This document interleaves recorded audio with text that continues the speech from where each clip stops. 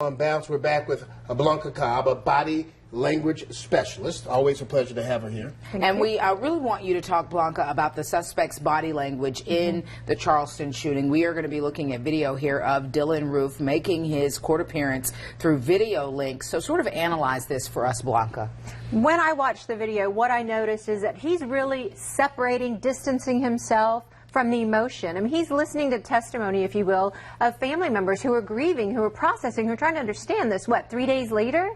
And he is just a flat affect. You notice in his eyes, particularly his eye blink, it's a really low rate of eye blink, but there was one time when a gentleman spoke up about his family member that he lost. That's when you started noticing an increase in that eye blink.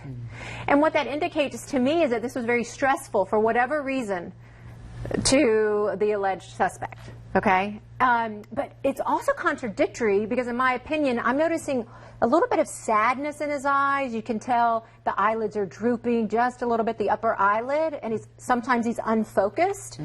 But then there's some tension and the straight lining of the top lip, the straight line, and that indicates some anger. So it's contradictory emotions that are going through him. And he never really looks up. I mean, the only time he looks up is when the judge was asking him the questions. But the entire time, 7 of the 9 victims' families spoke out today, and never did I think he did the one time when the gentleman spoke. Okay. That was the most, not emotion, but the most change in behavior that I noticed. Okay. Blanca, the situation that you just talked about, does that kind of parallel with what people were saying? We've been reporting here on WBTV that he at some point during that night thought about not shooting the victims, and then changes, maybe that he was going in between anger and feeling emotion like he was standing there, it looked like?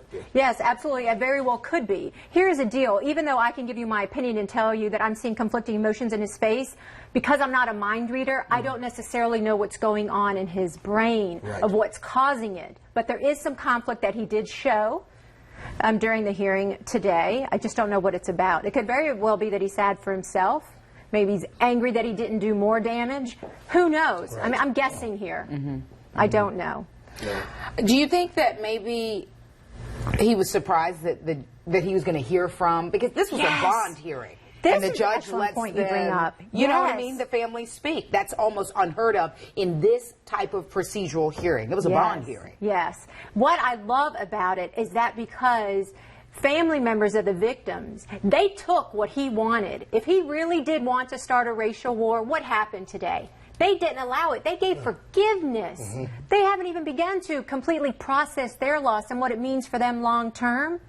But because of their strong faith, they're allowing forgiveness. That takes away the power of what he wanted, if that's truly what he wanted, was to have a racial war. Great insight here. It really is, Blanca. Anything else you wanted to add, or anything else that you noticed? It will be very interesting, because right now he's probably on some adrenaline high, if you think about it, because so much has also happened in his life.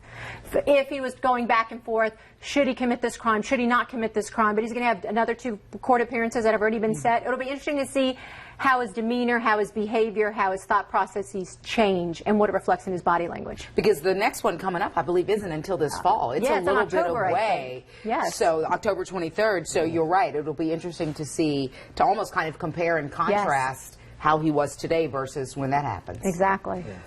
Blanca Cobb, our resident body language expert. We appreciate you weighing in on both of the topics tonight. Thank you very much. Thank you for having me. We're going to